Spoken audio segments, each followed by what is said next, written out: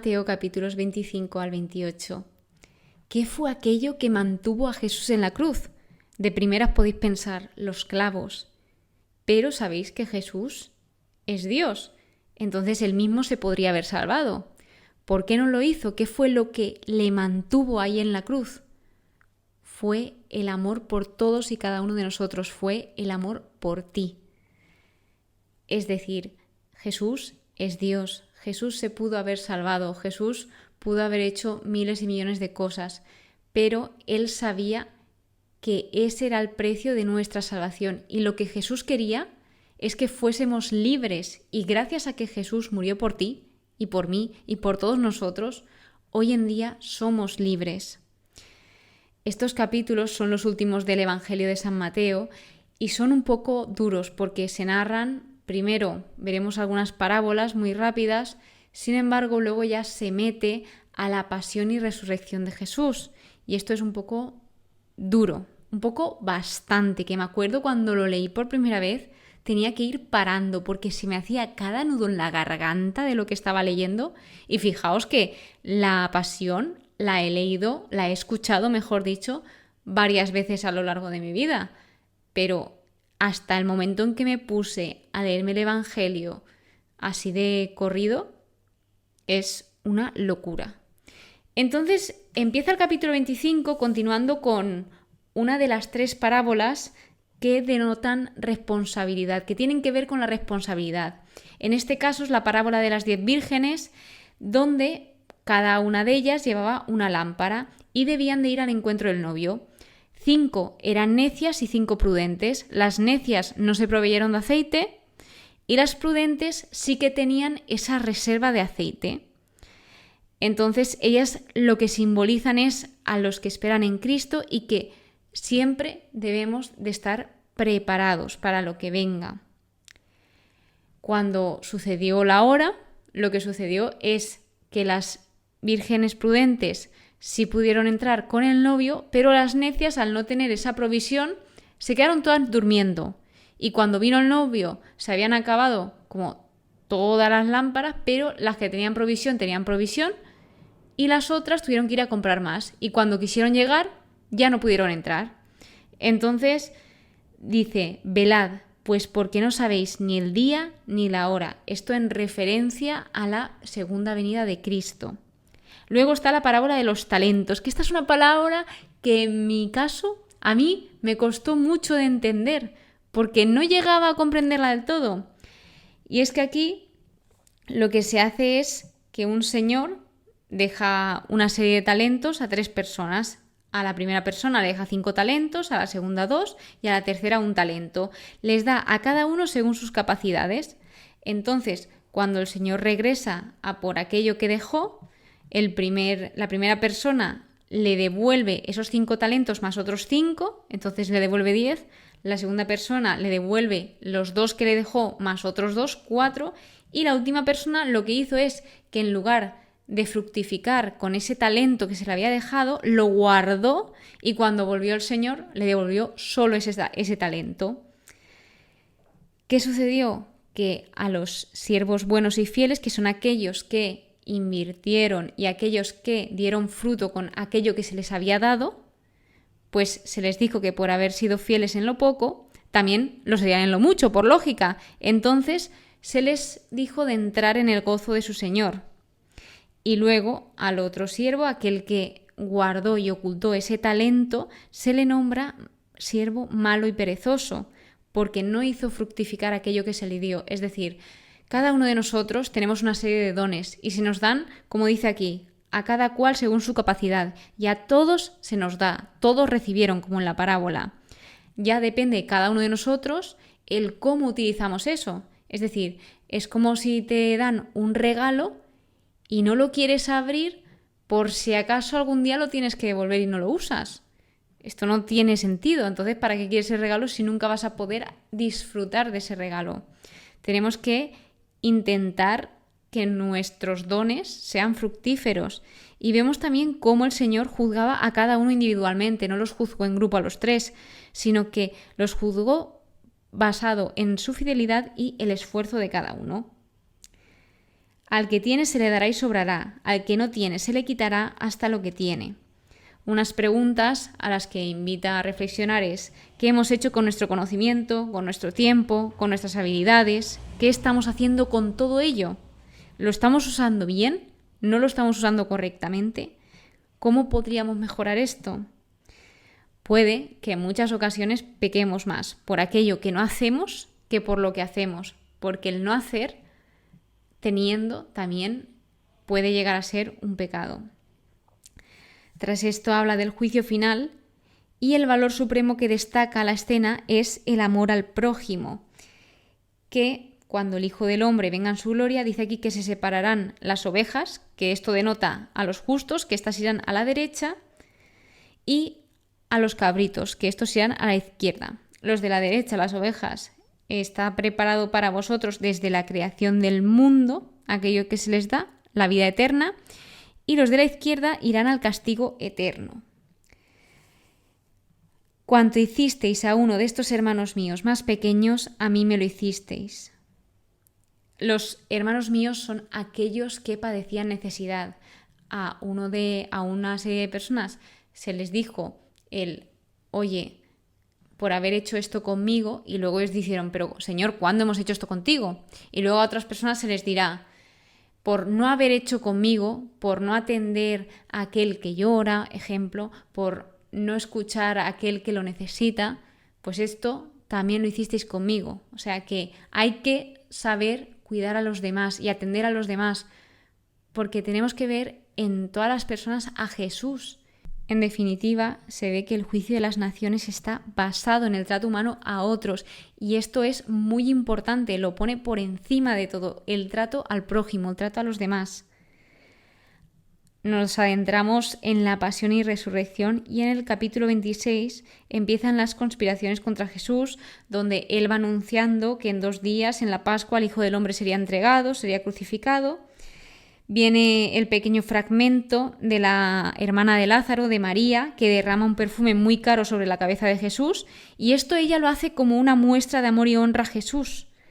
Es decir, se ve cómo ella, a pesar de que eso tenga un gran valor, sabía a quién se lo estaba haciendo, y lo hizo pues por eso, como una muestra de afecto.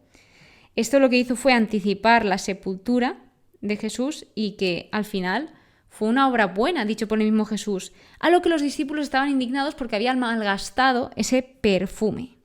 Pues bien, pues gracias a ese gesto, el regalo es recordado mientras el Evangelio se ha anunciado. O sea, este Evangelio se lee en numerosas ocasiones, y lo que hizo María con Jesús se sigue recordando a día de hoy. Tras esto viene la traición de Judas Iscariote, cuando vende a Jesús por 30 monedas de plata, que en el estudio se ve como es una cantidad de dinero muy pero que muy pequeña, y aún así vendió a su maestro por 30 monedas de plata, como vimos que los profetas ya profetizaban que el Señor se iba a vender por 30 monedas de plata. Y luego ya empiezan los preparativos para la cena pascual. El maestro va anunciando que su tiempo está cerca, y aquí ya se vuelve a repetir ese anuncio de la traición de Judas en la cena. El Señor dice que va a ser entregado, y uno por uno de los discípulos le va preguntando, ¿acaso soy yo, Señor? El Hijo del Hombre se va, como está escrito de él. ¡Ay de aquel por quien es entregado! Judas le pregunta, ¿soy yo acaso, Rabí? Y Jesús le contesta, tú lo has dicho. Jesús no le dice esto para condenarlo y decir, sé que me vas a entregar, sino se lo está diciendo para llamarlo al arrepentimiento, porque esto era una oportunidad para que Judas se arrepintiese de lo que iba a hacer. Y bueno, pues a pesar de esto vimos cómo no sucedió. Este es un momento muy importante el que viene ahora, porque es la institución de la Eucaristía, que esto fue el centro de la cena pascual. Y esto es un rito del nuevo culto instaurado por Jesús. La Eucaristía es una acción de gracias. De hecho, cada vez que vamos a misa, para mí lo siento como, Señor, gracias por todo lo que me das, gracias por todo lo que tengo, gracias por el día de hoy. Es una oportunidad tremenda para agradecerle al Señor. Sobre todo, lo típico nosotros los católicos es los domingos, ir a la iglesia porque es el día del Señor, pero también entre semana es muy importante, si tienes ese espacio, de decir, mira, voy a dedicarle, que duran hoy en día media hora, las misas entre semana duran entre 20 minutos y media hora, a no ser que sea día especial o día de precepto, suelen ser muy rápidas. Es como, Señor, mi día tiene 24 horas y qué menos que darte gracias esos 30 minutos y rememorar todo esto. Bueno, os he de leer que todo lo que se comía en la cena de Pascua tenía un significado simbólico. Por ejemplo, las hierbas amargas lo que evocaban era la amargura de la esclavitud que tuvieron los israelitas en Egipto, porque la Pascua era una celebración que los judíos tenían donde celebraban que habían sido liberados de Egipto. Luego, el agua salada les recordaba las lágrimas derramadas bajo la opresión egipcia. Y el plato principal de la cena era un cordero recién sacrificado para esa familia en particular, hablando de las familias o las casas, que no estaba simbolizando nada conectado con las agonías de Egipto. Entonces, este era el sacrificio portador de pecado que permitía que el juicio de Dios pasara por encima de la familia que creía. Aquí, cuando se establece la Eucaristía, empieza cogiendo Jesús el pan, bendice y dice: tomad, comed, este es mi cuerpo. Luego coge una copa y dice, agradece, ojo, sabiendo todo lo que iba a pasar, agradece, da gracias y la va pasando a sus discípulos diciendo, bebed de ella todos, todos, porque esta es mi sangre de la alianza que es derramada por muchos para el perdón de los pecados. Es que además te está diciendo el para qué. Y es para ese perdón de todos nuestros pecados, que Él se va a entregar completamente como cordero por todos nosotros. Ojo, que había visto que en la cena de Pascua lo que sucedía era, ¿os acordáis del cordero? Pues dicen, no se sabe exactamente, según el estudio, que esta cena de Jesús con sus discípulos se produjo antes de que los corderos de Pascua fuesen sacrificados en el templo. Entonces, lo que quiere decir es que cuando realmente se tenía que celebrar la Pascua, el sacrificio de los corderos coincidió justo cuando Jesús estaba siendo crucificado. O sea, muy fuerte. Bueno, pues esto de esta es mi sangre de la alianza es el sello de la nueva alianza de Dios con los hombres. Tras la institución de la Eucaristía viene la predicción de las negaciones de Pedro, donde Jesús le dice que le negará 3 veces antes de que cante el gallo. Esta era otra oportunidad para que no sucediese, pero aún así también acabó sucediendo. Y advierte a sus discípulos de que ellos se iban a escandalizar de él, de Jesús, esa misma noche. Se van nombrando a lo largo de estos capítulos como todas las profecías se van cumpliendo, todo aquello que decían los profetas en el Antiguo Testamento se está cumpliendo, se está llevando a cabo. Y Pedro a esto decía que no, que él no iba a negar a su maestro, que cómo iba a ser esto, nada. Tras esto vino la agonía de Jesús, aquí se encontraban en Getsemaní, y fueron Pedro, los hijos de Zebedeo y Jesús. Y Jesús sube a orar, donde, gracias a esa oración, Él hace posible su victoria en la cruz. Vemos cuán importante es la oración. Jesús comenzó a sentir tristeza y angustia. Esto dentro del alma. Es decir, el mismísimo Jesús sabe cómo nos sentimos en muchas ocasiones. Él mismo sintió tristeza y angustia en este caso. Quedaos aquí y velad conmigo. El mismo Dios le estaba diciendo a sus discípulos que se quedasen, que le hiciesen compañía, aun sin necesitarlo, pero Él les quiso hacer partícipes de esto. Padre mío, si es posible que pase de mí esta copa, pero no sea como yo quiero, sino como quieres tú. Esta oración Jesús la hizo hasta 3 veces. O sea, también vemos esa importancia de ser constantes en la oración y de que no nos rindamos. Si pedimos una vez y no se nos da, debemos seguir insistiendo, debemos seguir pidiendo y siempre como hacía Jesús. Padre, que no sea como yo quiero, sino como tú quieres.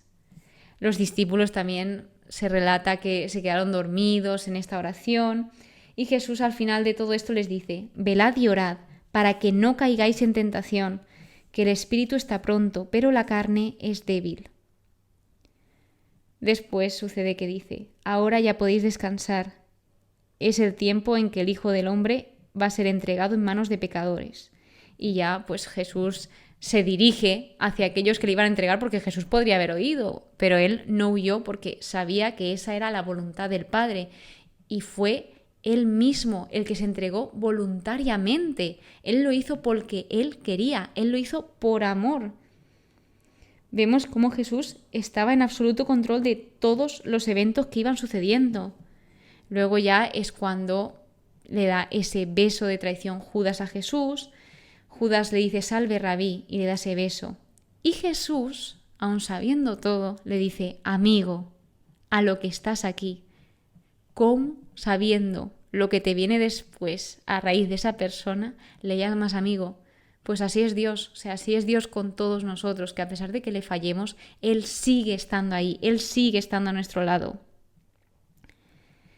Todo ha sucedido para que se cumplan las escrituras de los profetas. En este momento, cuando ya cogen a Jesús, lo abandonan los discípulos y huyen, también como estaba escrito y como él mismo había anunciado momentos antes a que sucediese esto.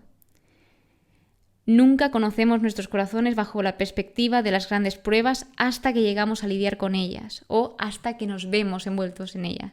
Y qué gran verdad, los discípulos decían que cómo iba a ser eso, que no lo iban a entregar, que no lo iban a abandonar. Y fíjate, al final sí que lo hicieron. Entonces, nunca podemos decir el cómo vamos a actuar en una prueba.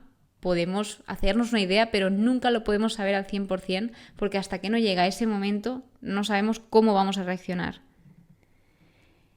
Luego es cuando Jesús está ante el Sanedrín y aquí, tanta legalidad que querían los fariseos, los escribas, todos aquellos que se encargaban de las leyes, pues tanta ley y tanto intentar ser justo que donde debían de ser justos no lo fueron. Mira, este juicio nocturno era ilegal según las propias leyes y regulaciones del Sanedrín. Según la ley judía, todos los juicios criminales debían empezar y terminar durante el día. Por lo tanto, a pesar de que la decisión de condenar a Jesús ya se había tomado, llevaron a cabo un segundo juicio durante el día, porque sabían que el primero, el verdadero juicio, no tenía validez legal. Esta solo fue una de muchas ilegalidades realizadas en el juicio de Jesús. Según la ley judía, solo las decisiones hechas en el lugar oficial de reuniones eran válidas. El primer juicio se llevó a cabo en la casa de Caifás, el sumo sacerdote. Es decir, que ya os podéis imaginar que ni ellos mismos, tanto que decían de que hay que cumplir la ley, al final ni ellos mismos cumplían la ley. Por eso Jesús en muchos casos le llamaba hipócritas. Pues iban buscando falso testimonio contra Jesús, pero no lo encontraron. También aparecieron falsos testigos, pero por mucho que intentaban pillarlo, no lo pillaron y al final pues lo acabaron acusando por el destruir el santuario, que dijo Jesús que el santuario se destruiría y se reedificaría en 3 días, que realmente no estaba hablando del templo, sino estaba hablando de su mismo cuerpo. Jesús callaba ante todas las acusaciones y cuando ya al sumo sacerdote le preguntan que si es Cristo, el Hijo de Dios, le dice: tú lo has dicho. Y aquí es cuando ya ¡pam!, le dicen que está blasfemando. Es decir, ya empieza lo duro, donde se empieza a ver cómo lo escupen, lo abofetean, le golpean, se burlan de él y se ve la increíble paciencia que tiene Jesús hacia el pecado y también las impactantes riquezas de su gran e infinita misericordia. Vienen las negaciones de Pedro, donde él lo niega 3 veces y, como dijo Jesús, cantó el gallo, Pedro se acordó y lloró amargamente. Ojo aquí porque dentro de lo que cabe, Pedro tuvo ese don de recordar, no todo el mundo recuerda lo que le dicen. Y el que llorase amargamente, esto fue un inicio del arrepentimiento de Pedro. Nuestras memorias nos sirven de mucho en el arrepentimiento. Capítulo 27, Jesús llevado ante Pilato. Empieza con la muerte de Judas, que él tiene un remordimiento y va a devolver esas 30 monedas diciendo: he pecado entregando sangre inocente, pero les dio igual. Y bueno, vemos como Judas finalmente acabó ahorcándose y los sumos sacerdotes recogen esas monedas diciendo que estas monedas, claro, tenían precio de sangre, entonces no podían utilizarla para todo. Y lo que hicieron con esas monedas fue comprar el campo del alfarero para dar sepultura, que este campo luego fue llamado campo de sangre. Vemos cómo los tentadores nunca son buenos consoladores y luego va y te dejan tirados. Jesús ante Pilato, el procurador. Pilato se sorprendió muchísimo con Jesús. Le preguntaba, ¿tú eres el rey de los judíos? Jesús le respondía, tú lo dices. Los ancianos le acusaban, Jesús no respondía nada. Viene cuando se propone el soltar a Barrabás o a Jesús. Entonces, a mitad de esto, de repente aparece la mujer de Poncio Pilato diciéndole, no te metas con este justo porque hoy he sufrido mucho en sueños por su causa. A pesar de esto, Pilato se lava las manos, carga sobre los judíos su plena responsabilidad y ese pueblo, el pueblo, está aceptando la responsabilidad de lo que iba a suceder con Jesús. Sin embargo, vemos como en el credo se muestra que no se pudo escapar de esa responsabilidad, porque nosotros, en la oración del credo, decimos padeció bajo el poder de Poncio Pilato, no decimos bajo el poder del pueblo, sino que realmente él intentó quitarse esa responsabilidad, pero a día de hoy esa responsabilidad sigue recayendo sobre Poncio Pilato. Se suelta a Barrabás porque el pueblo quería que se soltase a Barrabás y se azota a Jesús. La coronación de espinas, donde es que es muy fuerte. Todo lo que sucede aquí, se siguen burlando, lo escupen, lo golpean. Es duro, Es duro. La crucifixión, donde Simón de Cirene fue obligado a llevar la cruz de Jesús. Según los estudios, se ve que Simón de Cirene era un extranjero que había ido a pasar los días de Pascua. Y como era un extranjero, por eso lo obligaron, cogieron a él, que era extranjero, para llevar la cruz de Jesús, o sea, ayudarlo a cargar esa cruz a Jesús.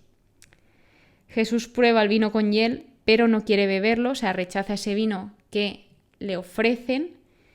Y en la cruz lo que hacen es repartirse los vestidos de Jesús y se quedan sentados para custodiarlo.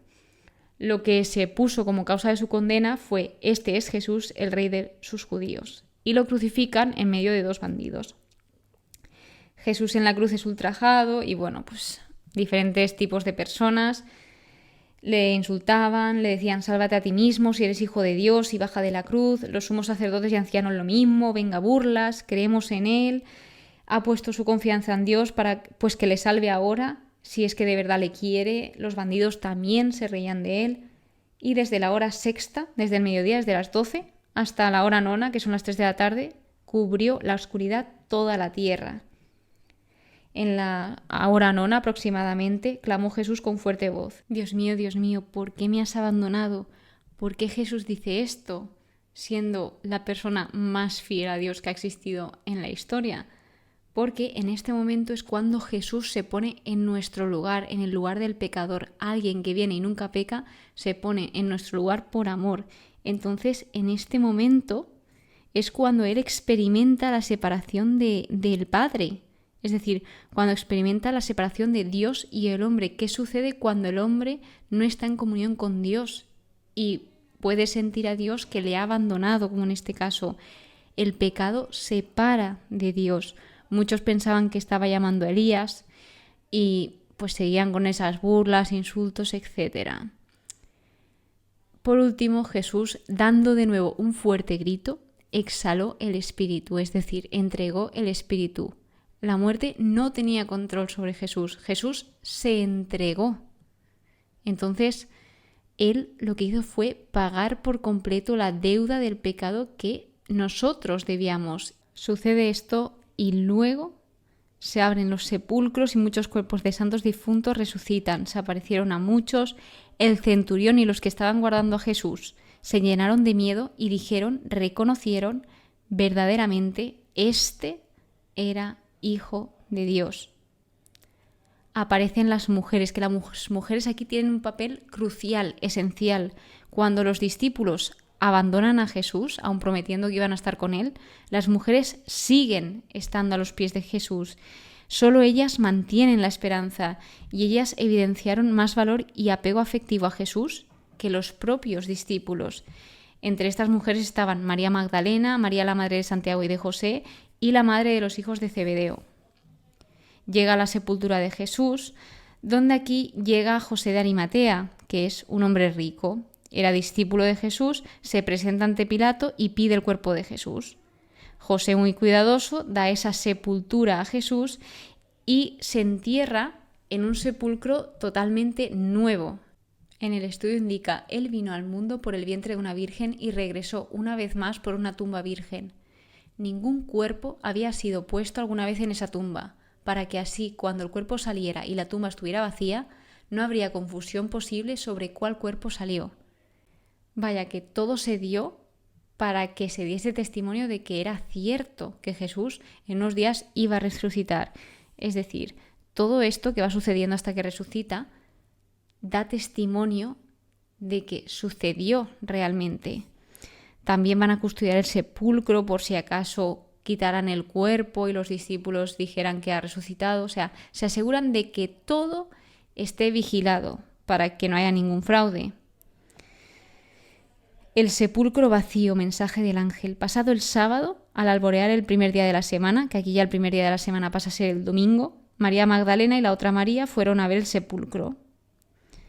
Un ángel del Señor baja del cielo, rueda la piedra y se sienta encima de ella, que la piedra de ese sepulcro era muy difícil de rodar por una misma persona. Entonces una misma persona no pudo haberlo hecho y habían guardias vigilando. Entonces era imposible que alguien hubiese podido mover esa piedra. Los guardias estaban atemorizados tras lo que acaba de pasar, y el ángel se dirige a las mujeres diciéndoles: no temáis, sé que buscáis a Jesús el crucificado. Ha resucitado, venid, ved, id enseguida a decirlo a sus discípulos. Y ellas, las mujeres, obedecieron. Esto no quita que ellas también tuviesen miedo, pero sin dejar de lado que tenían un gran gozo porque su Señor había resucitado.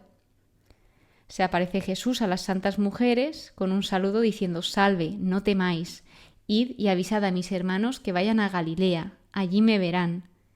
Las primeras mensajeras de la buena nueva de la resurrección fueron estas mujeres. Soborno de los soldados. Los guardias fueron a contar lo que había pasado, fueron sobornados con dinero. Así es como se corrió entre los judíos esa versión, que circula hasta el día de hoy. Lo último de lo último es cuando Jesús aparece en Galilea y dice que los 11 discípulos obedecen, van hasta allá y al verlo lo adoraron. Algunos dudaron, ojo, que a pesar de esto algunos discípulos dudan. Jesús ha recibido de Dios un poder ilimitado que no tiene límite y les dice: id y haced discípulos, bautizad en el nombre, que esto habla de singular, unidad, del Padre, del Hijo y del Espíritu Santo, 3 en 1, enseñándoles a guardar todo lo que yo os he mandado. Y estad seguros que yo estaré con vosotros día tras día hasta el fin del mundo. Yo estaré con vosotros día tras día hasta el fin del mundo. Él no los envía solos, Él no los deja solos, Él no nos deja solos, Él siempre está con nosotros porque nos ama. Y todo lo que Dios hace es por amor a nosotros, porque tiene un amor hasta el extremo. Y es así como termina el libro de Mateo. Muchísimas gracias por estar aquí. Te espero en el siguiente episodio de la conclusión de aquello que he aprendido de este libro. Pasa muy buen día y que Dios te bendiga.